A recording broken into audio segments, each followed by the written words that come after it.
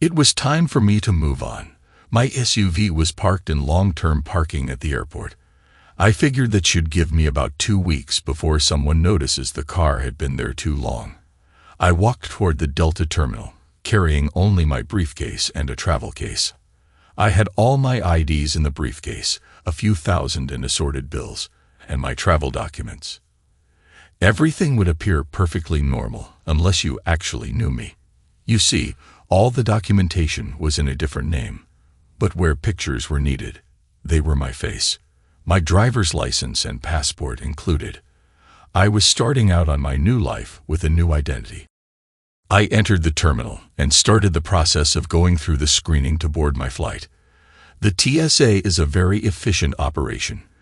They checked my ticket, X-rayed my briefcase, my wallet, and my car keys. There were no bombs, water bottles, or other prohibited items in my case or on my person. They rightly guessed I wasn't a terrorist and passed me through.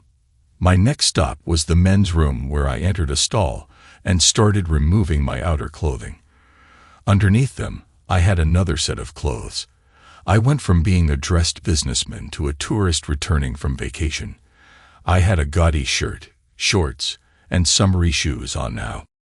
I exited the men's room and merged with the passengers from a flight returning from Las Vegas. I looked like just another tourist returning from Fun City. I followed the crowd to the baggage claim. I walked over to a small, nondescript wheeled suitcase sitting by itself on the conveyor. Since no one was paying any attention to this case, I snatched it and walked out the exit doors. I walked over to the interterminal transport and climbed aboard. 10 minutes later, I exited the tram at another terminal.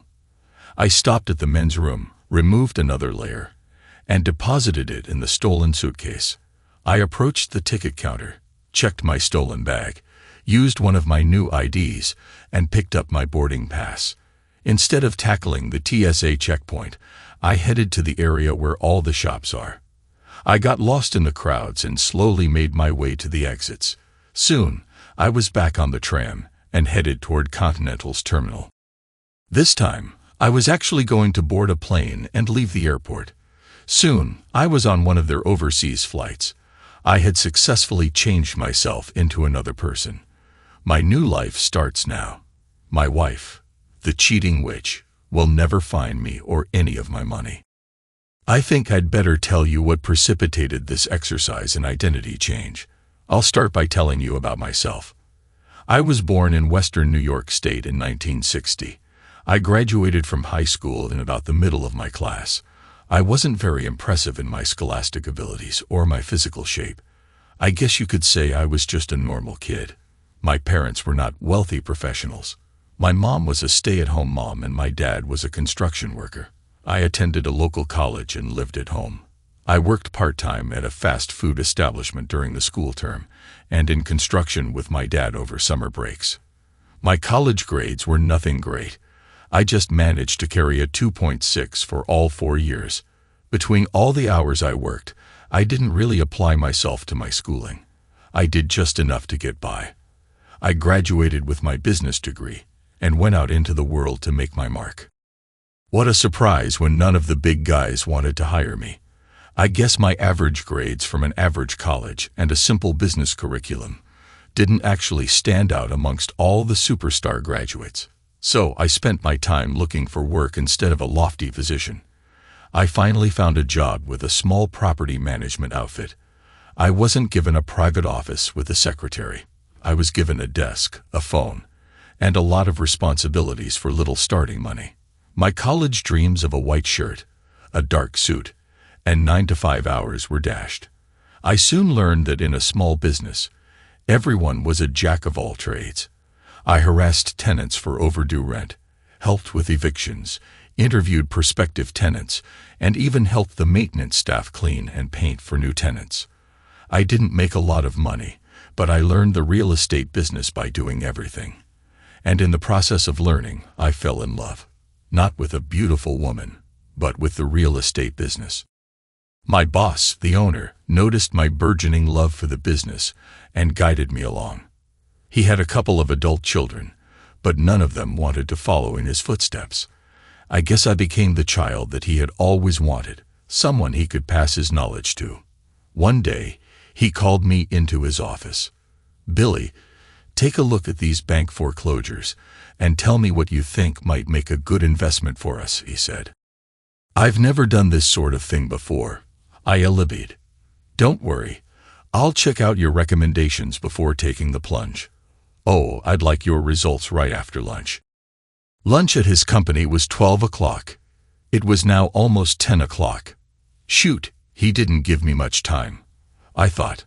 I skipped lunch and spent the next 3 hours reading the listings. I found a few that I thought he might like. Promptly at 1 o'clock, I walked into his office and presented my recommendations. He listened to me for almost an hour before he interrupted. "So far everything you picked is garbage," was his only comment. "Come over here and I'll show you how it's done," he added. We spent the rest of the week going over the choices. When we were done, we had selected a few properties that had a lot of potential. I learned a lot that week. I also learned my humble boss was a real estate genius. He bid on 4 of our selections and won only one bid. It was a 4-family apartment building built in the early 1910s. It was in a neighborhood that was on the edge of an upscale area populated by young marrieds and college students. The building needed a lot of work, but we bought it really cheap, and the bank agreed to provide all the construction loans and postpone the mortgage payments for 6 months. What it all ended up meaning was that we bought the building for almost nothing down and had all the money we needed to fix her up. At closing, he handed me the keys and said, "It's your project. Get started tomorrow." For the next 6 months, I felt a greater range of emotions than a person should. I went from highs to lows, and then back again. In between, I learned more about the rental business. By the time the first mortgage payment was due, I had all the apartments rented and was starting to cruise along. Soon after, my boss surprised me again. "Bill, sign these papers on that 4-family we bought." "Of course, but why?" I asked. "Because I'm transferring ownership over to you. It's your building now." "What?" I exclaimed. "Bill, I'm getting old and I'd like to pass my knowledge on to someone. I hope you'll let me pass it to you. My children will probably sell off all the property I own when I die, as is their birthright. So we'll start you on to your own real estate business. Please accept my little gift to you." So that's how I started. I soon became Bilko Properties, LLC. My friend and mentor died about 5 years later.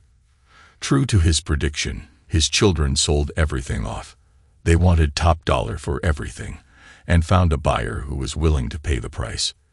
By that time, I had 15 properties of my own. They were all in good areas, and all fully rented.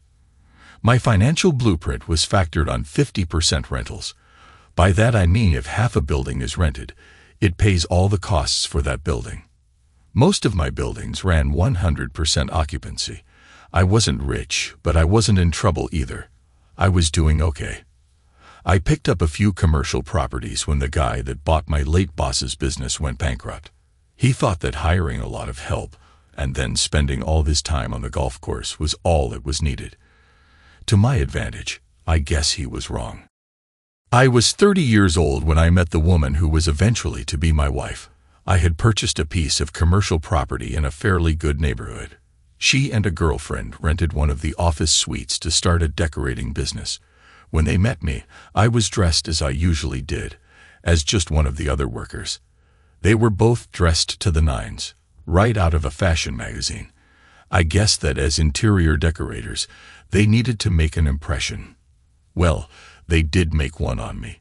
Wendy was the more aggressive partner. She captured my heart. In my little mind, I saw her standing in front of a vine-covered cottage with 2 small children awaiting her husband to return from work. I pictured myself as that husband. When I quoted the rent to them, I could tell by their faces that they couldn't afford the place. "Since this is a fairly empty building," I lied, "there is only one other vacancy. I can let you have an introductory rent for the first year," I offered. "How much lower?" they asked in unison. "About half, if that's not too much. The owner gives me a bit of flexibility on setting introductory rates. They jumped on my generosity and signed a 1-year lease with an option on another year. Rent to be determined later. Can we have the owner's name and address so that we can thank him? Wendy asked.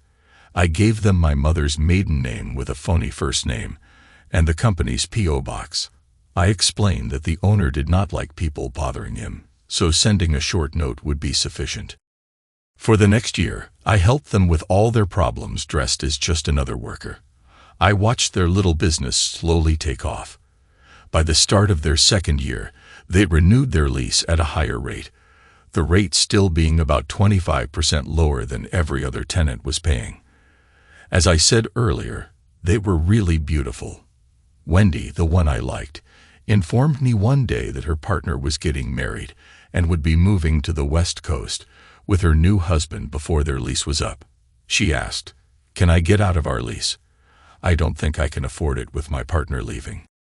I don't know about breaking your lease, but I can still reduce the rent back to its former level. My boss doesn't like empty office suites. The truth being that I didn't want to see her leave. Her face lit up in a great big smile, and I got a kiss. The kiss sealed it for me. I was in love. After we separated, she gave me a different kind of look and a special smile. That was the start of our relationship. 1 year later, I found myself standing at the altar taking my vows. By the time we were married 1 year, our daughter was born. Wendy had a hard time with the pregnancy and the delivery. Her doctor recommended no more children for her. She had her tubes tied. Our sex life was still as good as it had always been, but her desires to have sex diminished. Mine didn't. Wendy put her efforts into her business from then on. She never realized that I was a lot more than a simple flunky for some rich landlord. She started treating me with little respect. She began seeing herself as the main breadwinner in the household. I tried to tell her that I really owned a bunch of property, but she never gave me a chance. Every time I started to tell her I don't want to hear about your work. It's boring. I accepted her opinion of my worth to keep my family. She was still beautiful, and I was just average. By accepting her put-downs, I was able to keep my beautiful wife and daughter. My daughter soon became the love of my life. If I wasn't working on a real estate deal, I was spending every available minute with my daughter. Watching that little girl grow was my only reason for staying alive. Wendy and I just drifted further apart. She was seduced away from me by her rich and powerful customers, but I kept buying property. Some pieces I kept for the long haul and others I quickly resold, making a tidy profit. I was slowly amassing a fortune that she knew nothing about. Wendy became more and more contemptuous of me and more distant. Soon, I was delegated to sleeping in the spare bedroom. The reasons for my banishment were listed as snoring too much, tossing and turning and keeping her awake, and of course, smelling like a petty worker. At first, I was allowed to visit her bed weekly, but eventually it dropped off until I was lucky if it was once a month. The only reason I put up with this was my daughter. If I confronted Wendy and she divorced me, everyone knows that the mother gets the kid and the husband gets the bills. I loved my daughter way too much to accept being cut out of her life by a selfish wife. I channeled my frustration and loneliness into my real estate business. I ran my company like a secret mission with a great passion. I had interlocking corporations, multiple P.O. boxes, different office fronts, and most of my employees worked out of different buildings. In my main office, there were only 2 people, my trusty bookkeeper and me. Everyone but my bookkeeper just thought I was another worker there. I never corrected their misconceptions. By the time my daughter, Amy, was 15, I owned about $25 million in property that was mortgage-free and another $50 million with some form of mortgage debt. They were in various corporate names at various addresses for those corporations. All the rents went into different P.O. boxes. Some of the rent disappeared into offshore numbered accounts to avoid taxes on it. I was starting to be worth some serious money by now. I owned almost 100 properties. No longer were they the simple 3- and 4-family apartment buildings I started with. They were large apartment complexes, strip malls, commercial office space in 10 to 20-story buildings, and one large shopping mall. Amy and I formed a bond over the years. I was the parent who was there for her. If she had a sport, I was in the stands cheering. If she was sick, I sat by her bedside and held her hand. She and I spent hours at the mall together buying all those things a mother and daughter usually did. Except Amy's mother was too busy with her wonderful life, and it was up to me to fill in with our daughter. Wendy was doing well in her business by then also. Since I never bragged or changed my lifestyle, she still considered herself as the real moneymaker in the family. I never corrected her because by now, I didn't want her thinking I might have money and divorce me. My wife looked at me as if I was nothing more than a failure leeching off her success. She no longer hid her contempt for me. To be a second-class citizen in our home, I'd need a promotion. While I accepted her attitude toward me, I also started hiding more of my wealth offshore. When Wendy decided to upgrade, I didn't want to be left penniless. Wendy's business as a decorator required that she hire very artistic people. I guess I was a bit homophobic because these guys bothered me. Wendy noticed that I was bothered by them and tried to make my life miserable. Every time I was in her office, she went out of her way to make the gayer ones my helpers. The boys had a hard time keeping their hands to themselves. Wendy just enjoyed the mess out of these times. I didn't. This was just another way for Wendy to show her contempt for me. But I accepted her treatment.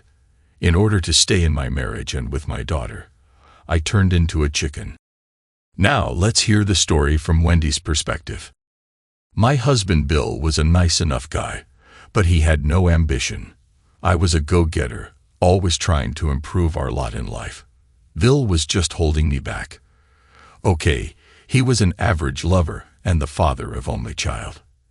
He treated our daughter as if she was a princess. He was always there for her, but he did nothing for me. I wonder what I saw in him. He was just average. He was content in a dead-end job working for a reclusive real estate giant as a golfer. He was always a nice guy when I was starting my business with my friend Millie. He was like the landlord's golfer. I was able to wrap him around my little finger and get all sorts of concessions on the rent, as well as a lot of extras. During our second year of business, Millie and I decided that we were not meant to be partners. I was the aggressive one. If the client was male, I flirted and let him think there might be a chance if he gave his business. If the client was female and bi-curious, well, I satisfied her curiosity for her business. Millie was not me. She had morals. I liked fooling around. Millie and I parted before our second year in business was completed. She moved along with her boyfriend to the West Coast. I was being so rotten to her that she just left, leaving me the business and all assets. I gave her nothing in return. I was a little concerned if I could afford the full rent on my fancy office suite without Millie's help, so I turned my feminine charms toward Bill. I got the lowered rent for another year. I kissed him for the first time as a thank you and a tease, but after the kiss, I discovered I liked kissing him. I'm not sure the reason. Maybe it was because I had not had a good session with my lovers in over a month. I guess I was a little needy. For all Bill's downsides, he was a pretty good lover. Bill was very considerate. Like the old saying, ladies first was always his goal. I was used to inconsiderate male lovers, men who cared only for their own pleasure, leaving me unsatisfied most of the time. I wasn't into women except to win their business. I always made sure they were satisfied. But that was business. But Bill was just so boring outside of the bedroom. He didn't keep up to speed on current events or popular authors, artists, or other famous people. If anyone tried to carry on a conversation with him at a party, they soon gave up. All Bill could discuss was real estate and bookkeeping. Those were two subjects that bored most of my friends to death. I tried taking him to the opera, philharmonic concerts, and current plays. All that happened was I fought to keep him awake, because if he snored, I would be embarrassed. Because I was in the decorating business, I was required to attend various charity functions to promote myself and be seen. When I brought Bill to these functions, he usually just sat at our table and contributed nothing to the evening. He didn't even dress that nicely. He was more of a liability than an asset there. I guess I should have worked on his image, but I was just too busy expanding my business. One day I received an invitation to a charity event. This time, I did not tell Bill until it was too late for him to change his previously made plans. "Bill, I'm going to the event even if you can't attend. It's important to my business, and you know that I am responsible for our standard of living," I argued. "But Wendy, won't it look bad if you attend alone?" Bill asked. "I'll bring one of my decorators with me.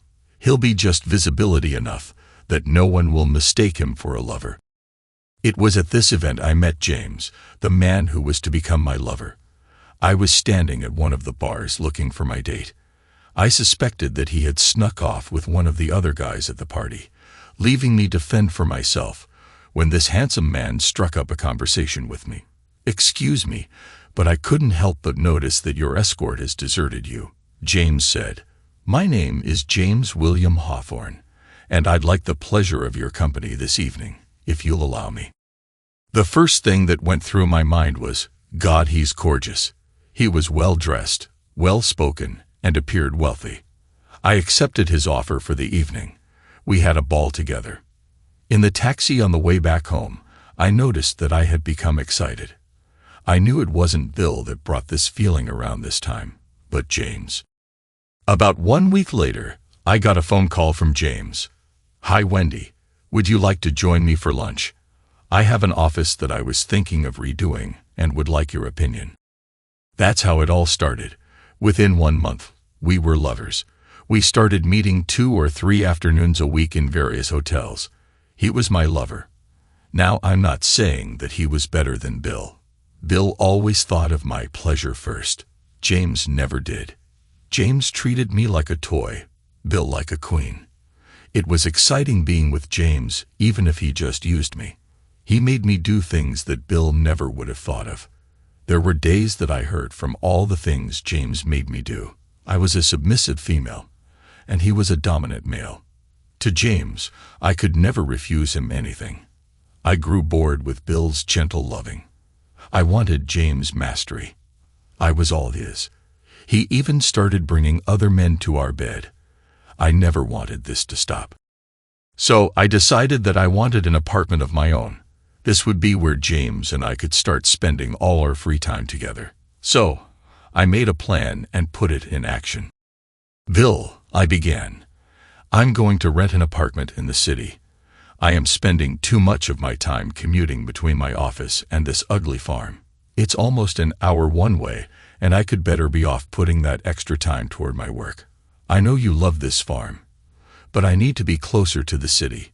You and Amy can stay here. There is no need for your lives to be disrupted." "But Wendy," he began.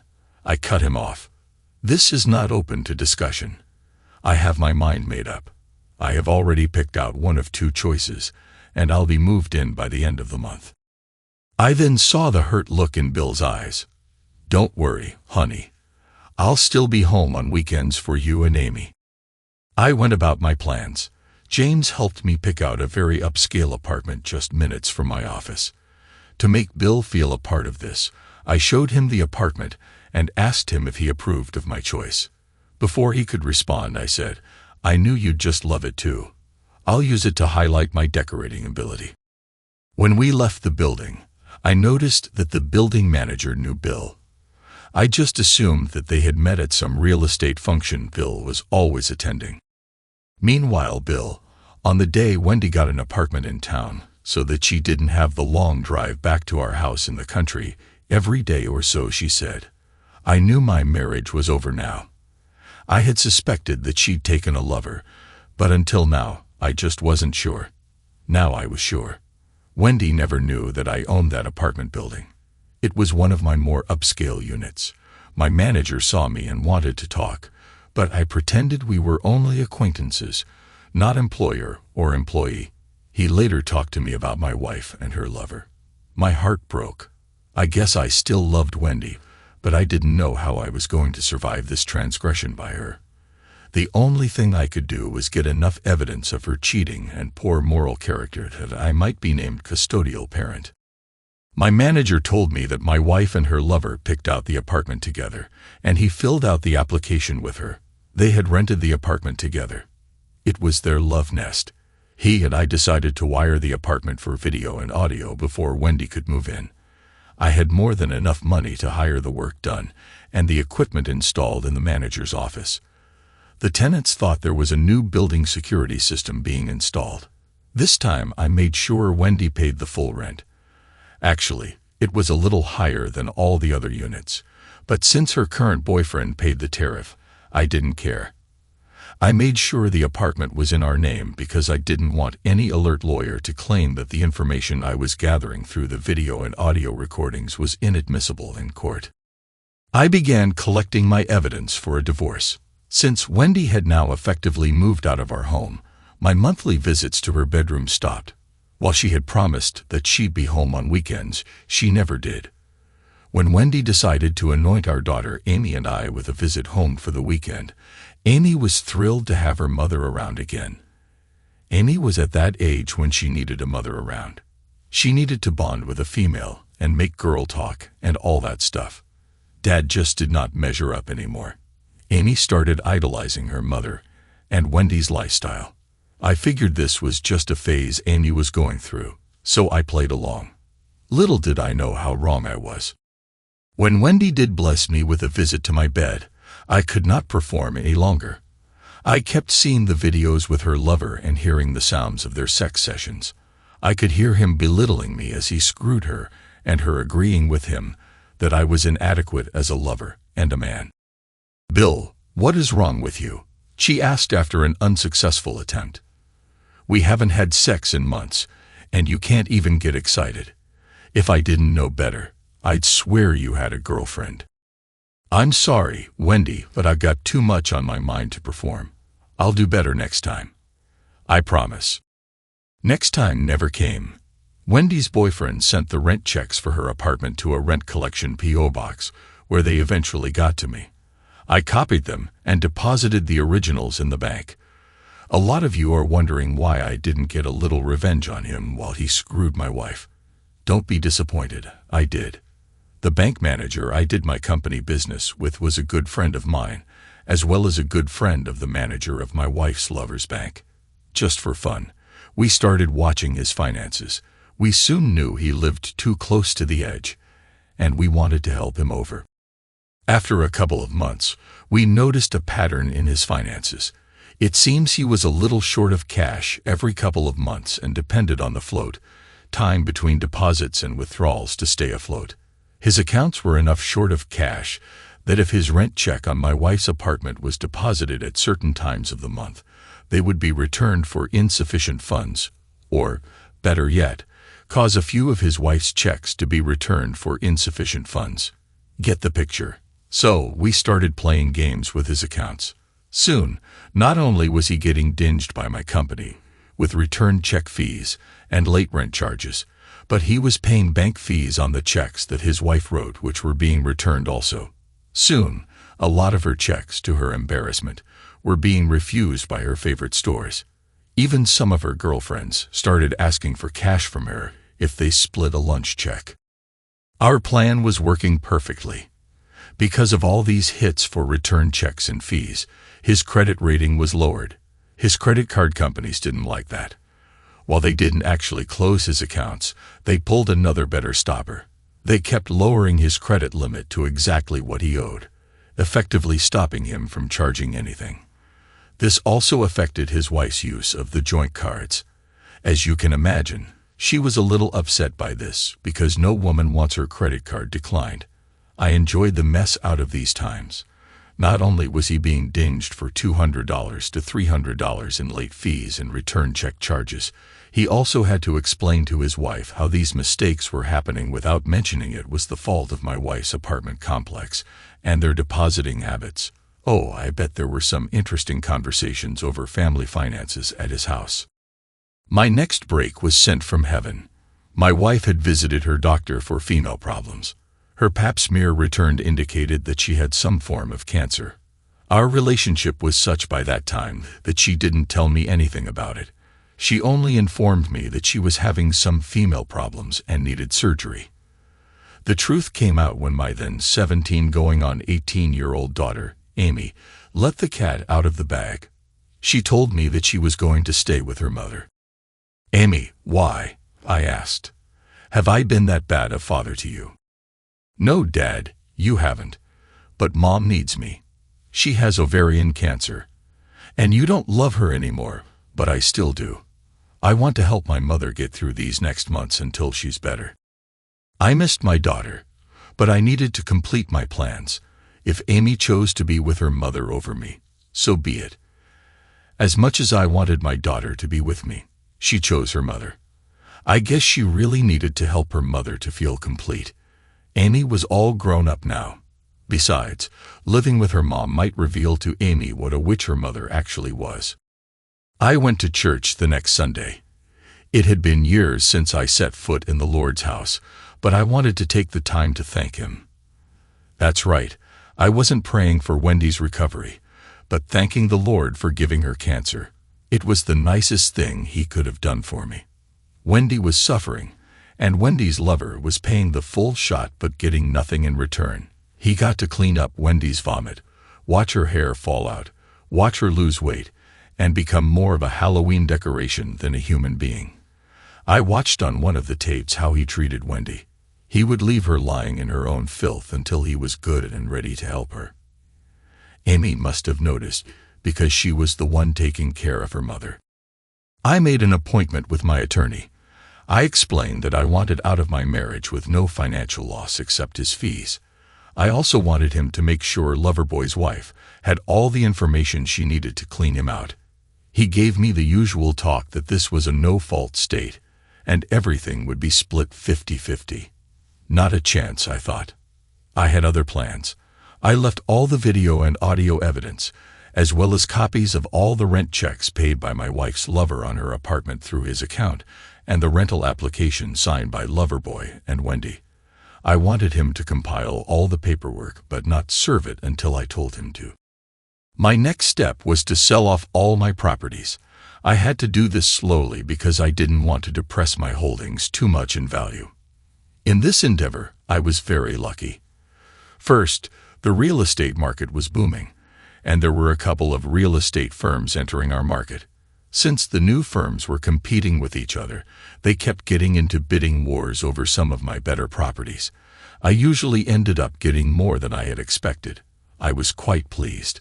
In the meantime, I slowly cleaned out the house of all our personal possessions and sold it.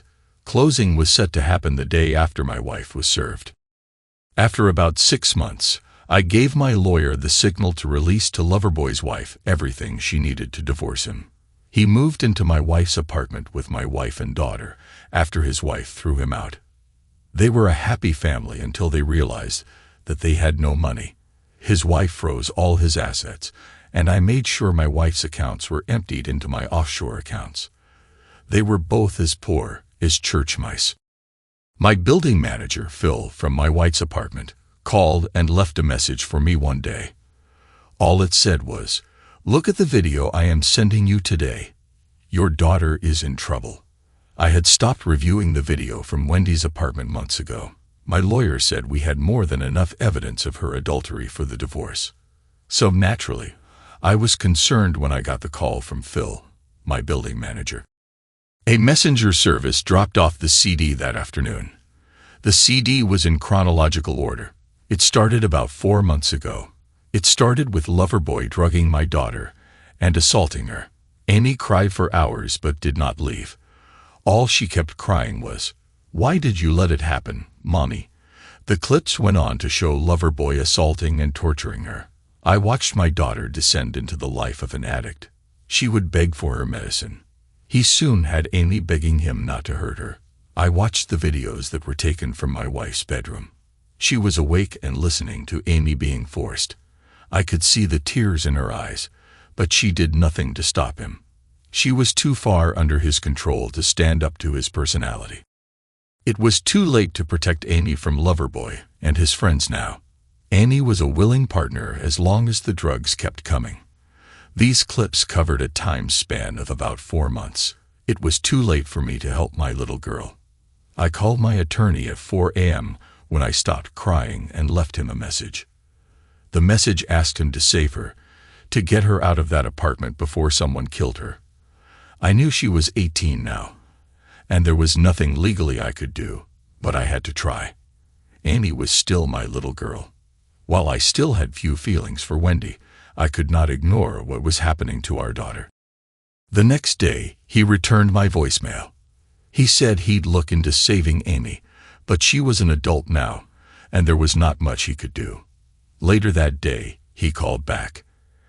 Alan indicated that my 18-year-old daughter was pregnant and claiming my wife's lover was the cause. He was making her sell her body and keeping her on drugs, crystal, so she wouldn't resist. He also added that one night while Loverboy and Amy were working a hotel bar, the client turned out to be an undercover cop. Loverboy was arrested for contributing to the delinquency of a minor and a bunch of other prostitution and drug charges. I didn't figure he'd beat the charges, but just in case, I sent the tapes from Wendy's apartment to the police and the local news media. With all the publicity the tapes caused, I was sure Loverboy would never work in the town again. The publicity also gave his wife more leverage in the divorce settlement. Loverboy was in jail awaiting trial because he couldn't make bail. My daughter was also incarcerated because there was no money for bail. Alan, my lawyer, and I discussed Amy. Alan said that I should leave her in jail and he would see that she was put in a treatment program. He explained that if I put up her bail, she would just become another addict on the streets. It was best to leave her where she could get some treatment, and he could keep an eye on her. Later that day, I used the video and managed to Photoshop just the men's faces. 3 weeks later, they were found beaten to death in an alley behind their favorite bar. Lucky for him, Loverboy was in jail, or he would have joined them in death. You see, one of my storefronts was rented by some guys with connections to organized crime. They owed me a favor. In the meantime, my wife had been paying no attention to her business while she was undergoing her treatment program. A couple of her employees started their own decorating business, with my help of course, and quit my wife, taking most of her customers. Her business failed, and her landlord, guess who, evicted her from her office suite. She was broke and had no source of income. There was no health insurance for her. She called me asking to be put on my policy, which I did. But the policy I had did not cover existing conditions. I had always been good at planning ahead. Well, that brings me to the present times in my tale. I was on a plane heading to South America. There was no way I could be traced. Soon, I would be landing in Cancun, and I would make another identity switch as I grabbed a plane to Europe. In Europe, I would make yet another switch and head to warmer climes. This way, my wife could never locate me, nor could the local police if they looked for me in connection with the beatings. I called my lawyer, Alan, before I left for Australia. Alan informed me that my daughter, Amy, was trying to get in touch with me. She wanted to reconcile with me. He told me that somehow she had found out about all my wealth. My lawyer told her I was long gone, and there was no way I could ever be found again unless I wanted to be found. I told Alan to use some of my money to prepare a defense for Amy. I also told him to leave her in jail as long as possible because she was making progress toward kicking her drug habit while in there. I felt if she was back out on the streets, she'd fall back into her old habits. From everything I could find out, crystal was a nasty drug to kick. I learned that it usually took 3 to 4 relapses before a user could get clean, if they really wanted to. I called my lawyer 6 months later to inquire about the status of my divorce. My attorney informed me that there was no divorce needed. My wife had lost her battle with her cancer and died before the divorce was final. Because she had no money and we weren't divorced, I was responsible for the cost of her treatments. She died in a charity ward in the hospital. She had no visitors while dying. She died alone and in pain. I paid all her medical bills. I guess I actually did feel a little guilty. She was the love of my life, but her actions and greed drove us apart. Yet she still held a small place in my heart. I was out of the country, hiding, and my daughter Amy was in jail when Wendy died. There was no funeral service for Wendy. Alan said, "Her ashes are waiting at the county coroner's office for someone to claim them. If no one showed up to claim them, she'll be buried with all the other indigent persons in an unmarked grave." Alan stopped talking and waited for me to respond. I guess he was waiting for me to offer to be responsible for Wendy's remains. No way, I thought. She had caused me too much pain and humiliation over the years for me to forgive her now. I fooled him and asked about my daughter. She lost the baby in the 4th month to an STD. Currently, she is in jail serving a 12-month sentence for prostitution and drug possession, but she's in a good addiction program and seems to be making progress. "How about Loverboy?" I asked. I already knew what became of him because my friends took care of him for me, but I wanted to play dumb. "He died in a fight in the yard in prison. They don't like his type of criminal in jail." "Well, if Annie asks you about making arrangements for her mother, give her the money necessary. If she's clean and drug-free, support her on my dime until she completes her education and can support herself. If she's not clean, then give her enough so she can OD. Then bury them both in unmarked graves." I replied, "I know that sounds mean, but I'd rather have my daughter dead than living the life of an addict on the street. If she OD'd, she would give up life with no suffering. If she lived on the street, she would still die, but at the hands of some pimp. I didn't want her to suffer if she couldn't kick her addiction. But somehow, if Amy managed to beat the odds, recover, and stay drug-free, I guess I'd make sure she had enough money for a second chance. Hell, I had millions. What's a few dollars for my kid? Maybe, just maybe, she'd beat the odds." It was 4 years later when I stopped in town to visit Alan, my old attorney. We hadn't talked in years. He was retiring and closing down his practice. I wanted to stop by, wish him well in his retirement, and present him with a monetary gift. He was a good friend. Actually, he was my only friend. I was a lonely old man. No one gave a darn whether I lived or died except him. As I drove my new Bentley through town, I relived a lot of memories. Some of them pleasant and some, well, you know.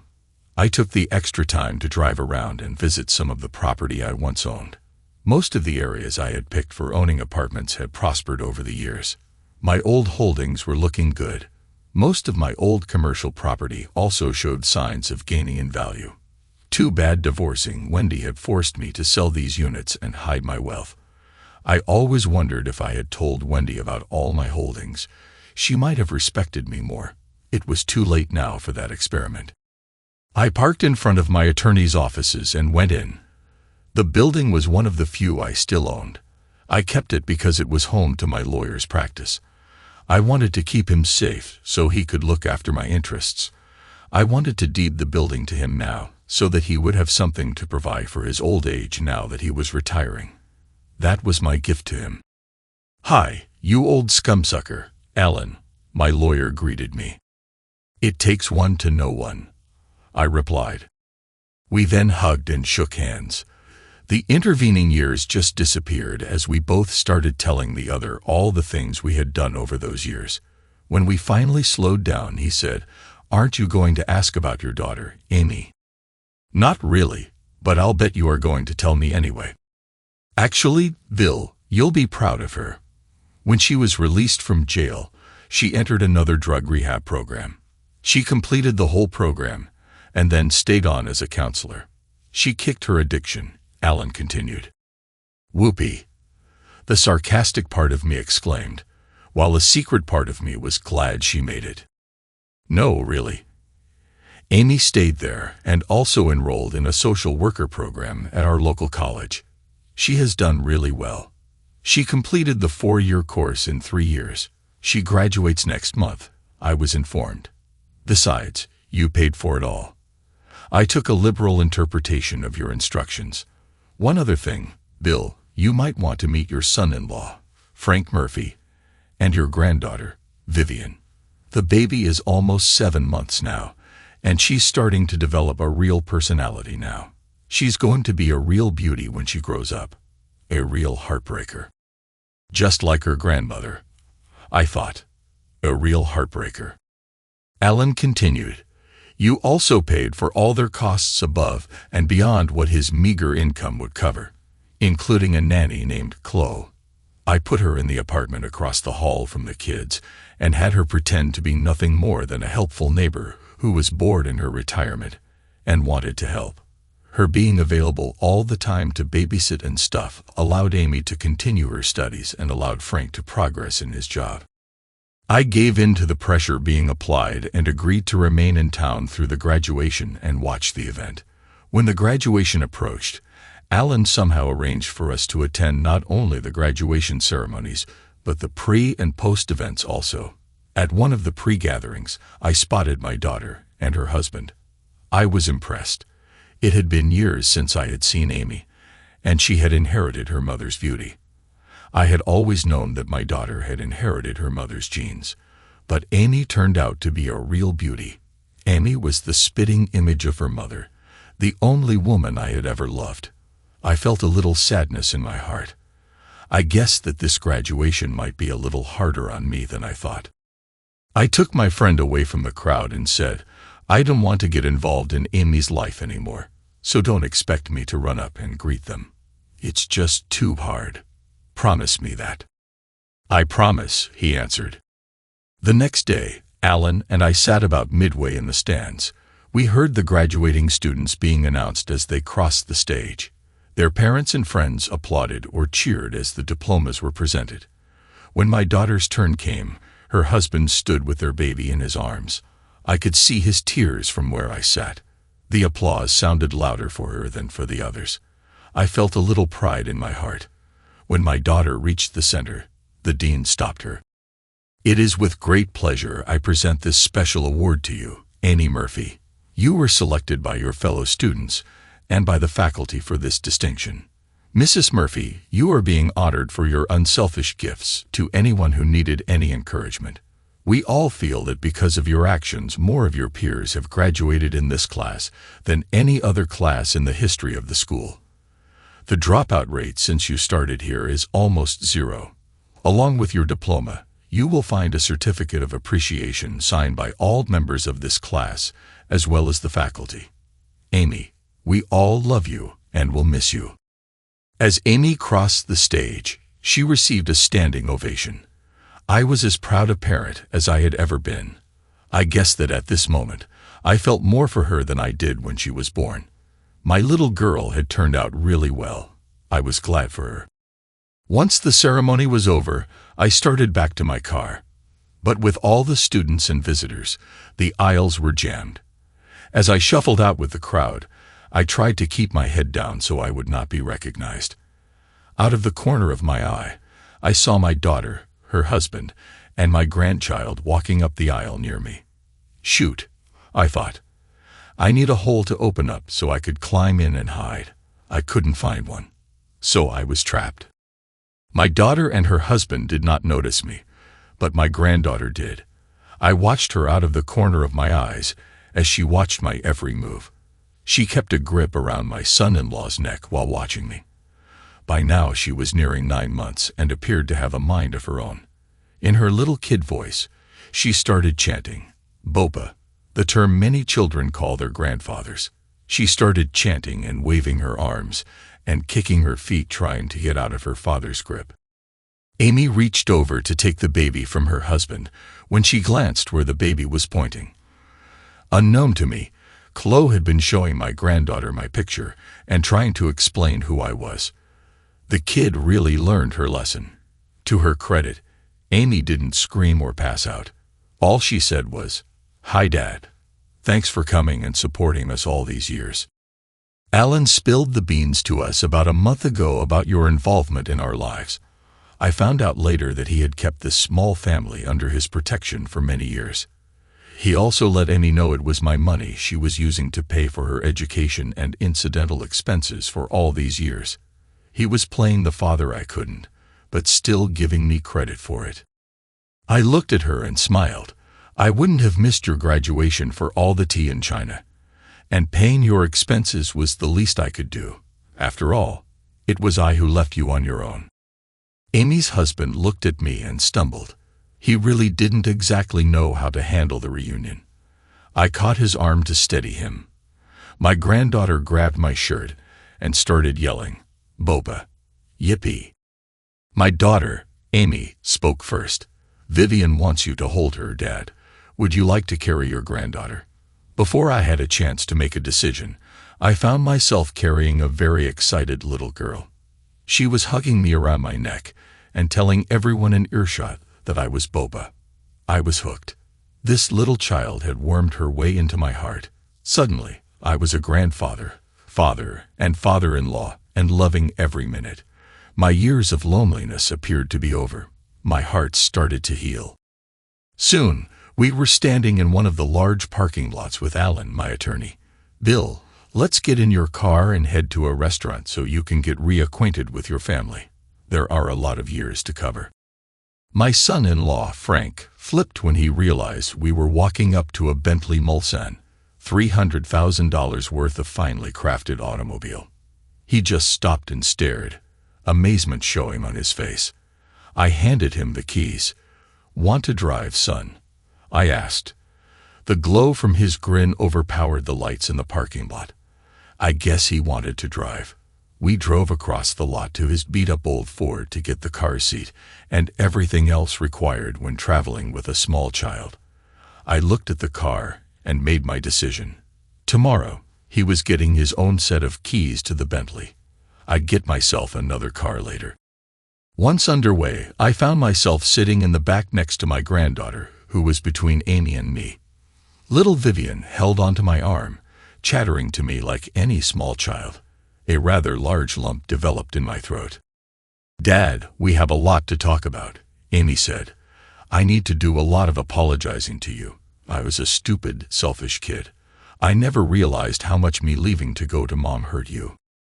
"No, you don't need to apologize. I'm proud to see that you got your life turned around and now have a great little family. And I finally realized that you needed your mother all those years ago, and she needed you too. I'm just sorry both of you had to be taken advantage of by that James creep." "But Dad," I interrupted by saying, "I'd like to be a part of your new life. If you'll have me. I too made a lot of mistakes in our relationship and I'd like to make it up to you. We have a lot to discuss, and I hope I never see that James again. He ruined my mother with his lies and me with drugs. If Frank hadn't found me, I'd still be in jail or dead from an overdose. It took until my 4th try before I overcame my addiction. Frank was the reason I succeeded. His love helped me overcome that final hurdle. Now little Vivian is my reason for staying clean. There is so much I, as her mother, want to share with her." Amy cried, not out of sadness, but with a sense of family for most of our ride. I guess she finally felt complete. All through dinner, the next day at their apartment, and the days after at my hotel, we talked. We actually talked for the next month. We reconciled all those years of pain and loneliness. We eventually blamed all our problems on my late wife and her attitude toward me. We agreed that Wendy was a selfish individual. She paid no attention to anything but her own wants. Wendy was beautiful on the outside, but empty on the inside. But I still missed her. I knew that no one on this earth would ever replace her in my heart. My daughter, Amy, came to realize that I wasn't the bad guy her mother painted me to be, but just a guy who was a lot greater than my dead wife ever realized. At some point in our discussions, Amy looked at me and said, "You still love her, don't you, Dad?" It still hurts when I think of all the contempt she had for me. But you're right. I guess some part of me still loves her. I was not a chicken. I loved her with all my heart, but a long time ago, she hurt me to the bone. I did what had to be done to Wendy to save myself from destruction. My attorney dropped a bombshell on us about 2 months into our reconciliation. At dinner with us one night, he asked, "What do you guys want me to do with Wendy's ashes? They have been sitting on a shelf in my office for a very long time." Well, you could have heard a pin drop at the table. The silence was broken by my granddaughter chanting, "Wat Nana." Amy and I looked at each other. "Dad, I guess I thought that since I was in jail when she died, I'd never get the chance to say goodbye. Now that I've met you and heard your story, there are a lot of things I'd like to say to Mom. Some of them not very nice. Can we go get her?" "I guess okay. There are some things I'd like to tell her also, but I'm not apologizing for anything I did to her. After all the years of pain she put me through before she died, she deserved what I did to her." "Dad, I'm not saying you did wrong. Remember, I lived with her and that a hole that assaulted me and turned me into an addict. They deserved everything you did to them. And while we're on the subject, so did I. I was a witch toward you. It took me reaching bottom in jail before I started to turn my life around when I realized what I had done to you." Frank interrupted, "Dad, I met her at a halfway house where she was working as a counselor. I was in rehab there for a drinking problem. She was on her way back, and I fell in love with her at that point. She helped me kick my alcohol addiction, and I supported her in her attempts to get clean. We haven't been apart since."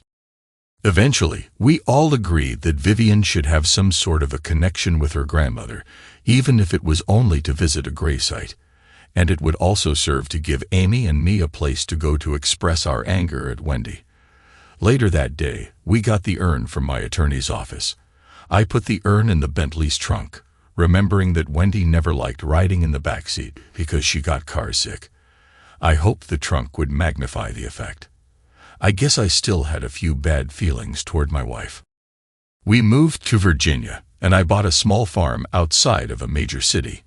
My son-in-law and I agreed to raise a few horses and run a small stable operation where folks from the city could stable their horses and ride them in a country setting. Wendy's ashes would eventually be buried in a small family plot on our farm. The plot contained the remains of a family unit that lived here in the mid-1800s and had once owned part of the property. We cleaned up the plot and erected a small picket fence to enclose it. We left room for a few extra grave sites. The last thing I did was have a headstone made for Wendy. It said, "Wendy Adams, 1956 to 1995. Cancer victim. She will be missed by all who loved her. We all forgive you." As the years went by, I noticed that my granddaughter played with her books in that little graveyard a lot. One day I asked her why. "'Cause Grandma talks to me and is helping me learn to read," she said, as if this was a perfectly normal occurrence. "Bopa, she says she's sorry she hurt you. Someday she will make it all up to you. She also told me that now she can see what a good man you are and would like you to forgive her. She also asks if she can wait here in the cold and dark until it's your turn. Then she wants to know if you would let her walk into the light with you. That way she could be with you forever." A little voice said in my head, "Also, it was a nice try, William, but I don't get car sick anymore." I dropped to my knees and started hugging Vivian. "Bopa, why are you crying?" Thanks to everyone who took the time to listen to today's stories. If you enjoyed it, please consider liking and subscribing if you haven't already. Feel free to share your thoughts on the events in the comments below. Take care.